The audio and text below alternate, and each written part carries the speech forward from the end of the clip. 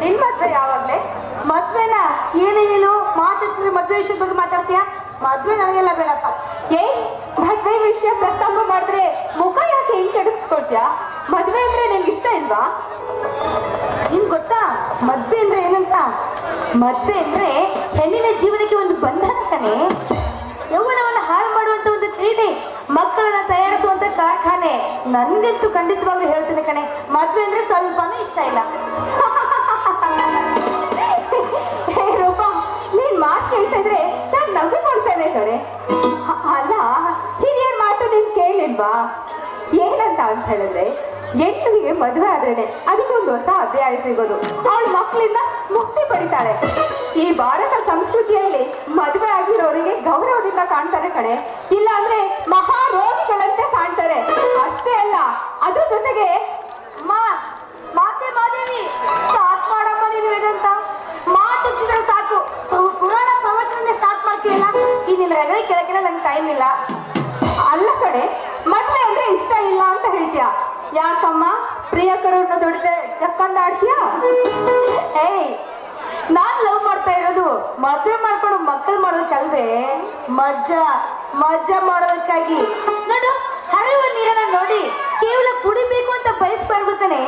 ಬಾಯಾರಿಕೆ ಆದಾಗ ನೀರನ್ನ ಕುಡಿಸ್ಬಿಡ್ಬೇಕು, ಆವಾಗಲೇ ಬಾಯಾರಿಕೆ ಇರೋದು. ಹಾಗಂತ ಯೌವನ ಇರ್ಬೇಕಾದ್ರೆ ಕೇವಲ ನೋಡಿ ಆನಂದ ಪಡಬಾರ್ದು ತಾನೆ. ಮಜ್ಜಾ ಮಾಡ್ಬೇಕು ಲೈಫಲ್ಲಿ. ನಿನ್ ಮಾತು ಕೇಳ್ತಾ ಇದ್ರೆ ನನಗೆ ತಲೆ ಕೆಡ್ತಾ ಇದೆ. ನಿನಗೇನಾದ್ರೂ ತಲೆ ಕೆಟ್ಟಿದ್ದೇನೆ?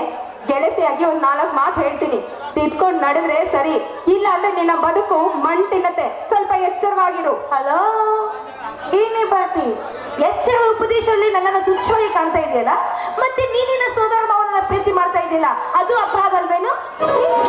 ಅದ್ರಲ್ಲಿ ಅಪರಾಧ ಏನಿದೆ? ನಾನ್ ಯಾರೆಲ್ಲ ಮದ್ವೆ ಆಗ್ತಾ ಇದ್ದೀನಿ, ನನ್ ಮಂಜು ಮಾವನ ಮದ್ವೆ ಆಗ್ತಾ ಇದ್ದೀನಿ. ಅವ್ರು ಯಾರು ಹೇಳು? ನನ್ ತಂದೆ ಇದಾರಲ್ಲ, ಅವ್ರ ತಂಗಿ ಮಗ. ನಮ್ ಸೋದರತೆ ಸಾಯ್ಬೇಕಾದ್ರೆ ನಮ್ ತಂದೆ ಹತ್ರ ಏನಂತ ವಚನ ತಗೊಂಡಿದ್ದಾರೆ ಗೊತ್ತಾ? ಅಣ್ಣ, ನನ್ನಂತೂ ಬಡವರು ಕೊಟ್ಟು ಮದ್ವೆ ಮಾಡ್ತಿದ್ಯಾ, ನಾನು ಬಡವೆ, ಅದಕ್ಕೋಸ್ಕರ ನಾನೇನಾದ್ರೂ ಸತ್ತೋದೆ ಅಂತ ಹೇಳಿದ್ರೆ ನನ್ ಮಗನ್ಗೆ ವಿದ್ಯಾಭ್ಯಾಸ ಕೊಟ್ಟು ಬುದ್ಧಿ ಕೊಟ್ಟು ನಿನ್ ಮಗಳು ಕೊಟ್ಟು ಮದ್ವೆ ಮಾಡು ಅಂತ ವಚನ ಕೊಟ್ಟಿದ್ದಾಳೆ. ಅದೇ ರೀತಿಯಲ್ಲಿ ನನ್ ತಂದೆ ನನ್ ಮಾವನು ಕೊಟ್ಟು ಮದ್ವೆ ಮಾಡ್ಬೇಕು ಅಂತ ನಿರ್ಧಾರ ಮಾಡ್ಕೊಂಡಿದ್ದಾರೆ. ನಾನು ಆಗ್ಲೇ ಮಾನಸಿಕವಾಗಿ ನಮ್ಮ ಮಾವನ ಇಷ್ಟಪಡ್ತಿದ್ದೀನಿ ಕಣೆ. ಇದ್ರಲ್ಲಿ ತಪ್ಪೇನಿದೆ ಹೇಳು? ನಿಂದೇನು ತಪ್ಪಿಲ್ಲ. ನಡು ಬೀದಿ ನಿಂತ್ಕೊಂಡು ಪ್ರೀತಿ ಬಗ್ಗೆ ಮಾತಾಡ್ತಾ ಇದ್ದೀನಲ್ಲ, ನಂದೇ ತಪ್ಪು. ಮಾಡ್ತಿ? ನನ್ ಬೇಡ ನಿಂತ್ಕೊಂಡು ನನ್ ಮಾತಿನ ಬರ್ತಲ್ಲಿ ನಾನ್ ಯಾಕೆ ಬಂದಿದ್ದೆ ಅನ್ನೋದು ಮರ್ತೋಗ್ಬಿಟ್ಟೆ. ನಾಳೆ ನನ್ ಮದುವೆ ನಿಶ್ಚಯ ಇದೆ, ನೀನ್ ತಪ್ಪೇ ಬರ್ಬೇಕು. ಅಂತ ಕಾರ್ಯಕ್ರಮಕ್ಕೆ ನಾನ್ ಬರ್ದೇ ಇರ್ತೀನ, ಖಂಡಿತವಾಗ್ಲೂ ಬರ್ತೀನಿ. ಮತ್ತೆ ಎಲ್ಲ ಜನ ನಾನೇ ಮಾಡ್ತೀನಿ, ಸರಿನಾ? ಸ್ವಲ್ಪ ಲೈಬ್ರರಿ ಕೆಲಸ ಇದೆ, ಹೋಗಿ ಬರ್ತೀನಿ. ಓಕೆನಾ? ಸೀರೆ ಮನೆ ಹೋಗು, ಮಂಜು ಮಾವ ಅಂತ ಇಲ್ಲಿ ನಿಂತ್ಕೋಬೇಡ, ಸರಿನಾ?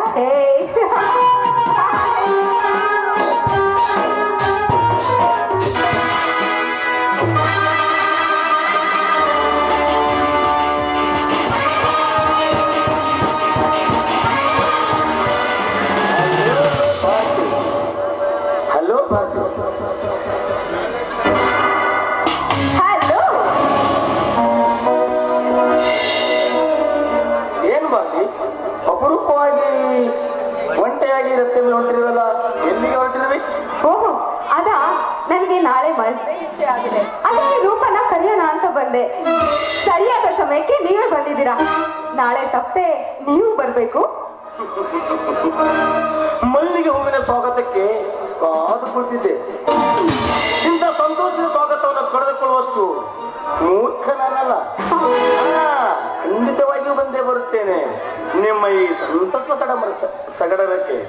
Thank you so much brother.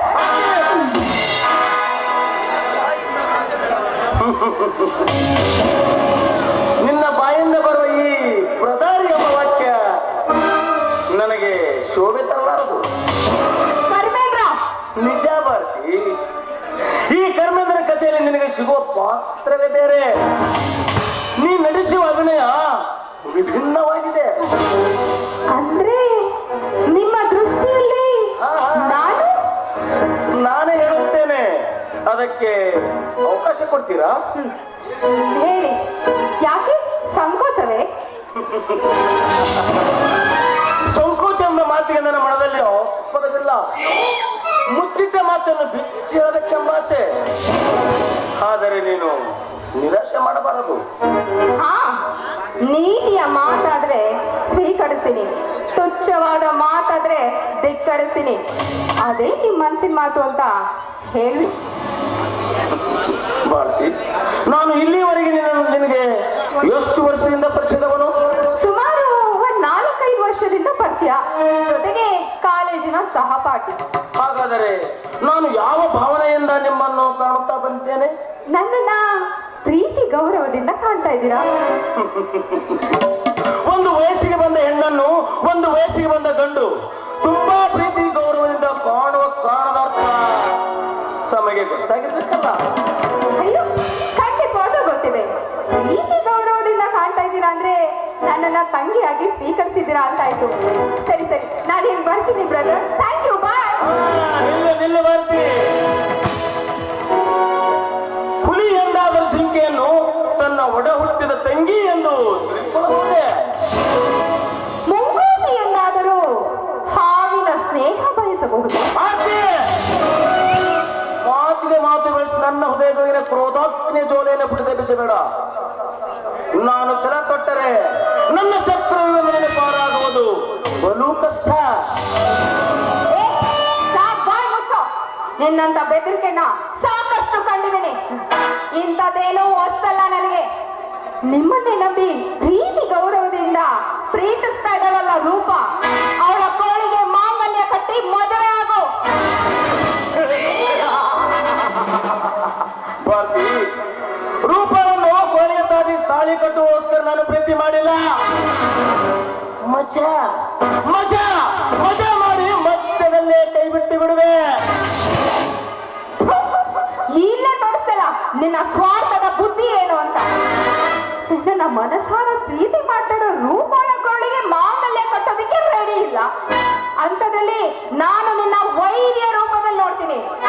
ನನಗ್ ಮಾಂಗಲ್ಯ ಕಟ್ತೀನಿ ಅಂತ ಏನೋ ಗ್ಯಾರಂಟಿ? ಯಾಕೆ ನನ್ನ ಮೇಲೆ ನಂಬಿಕೆ ಇಲ್ವೇ? I am so sorry Karmendra, I am so sorry. ದೇವರಂತ ಮಾನವರಿಗೆ ಹಾಲೆರಿಬಹುದು, ಆದ್ರೆ ನಿಮ್ಮಂತ ಹಾವಿಗೆ ಹಾಲೆರೆದು ಕತ್ತಿಸಿಕೊಳ್ಳುವಂತ ಮೂರ್ಖರು ನಾನಲ್ಲ. ಭಾರತಿ, ಈ ಕರ್ಮೇಂದ್ರನ ಮೂರ್ಖನೆಂದು ಭಾವಿಸಿದರೆ ಇದರ ಪರಿಣಾಮ ಏನಾಗುತ್ತದೆ ಗೊತ್ತೇ? ಏನಾಗುತ್ತೆ?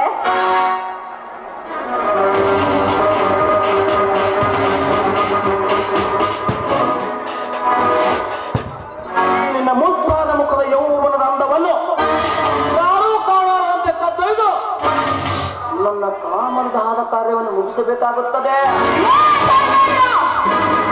ನಾಲಿಗೆನ ಬೆಗೆ ಹಿಡಿದು ಮಾತಾಡು.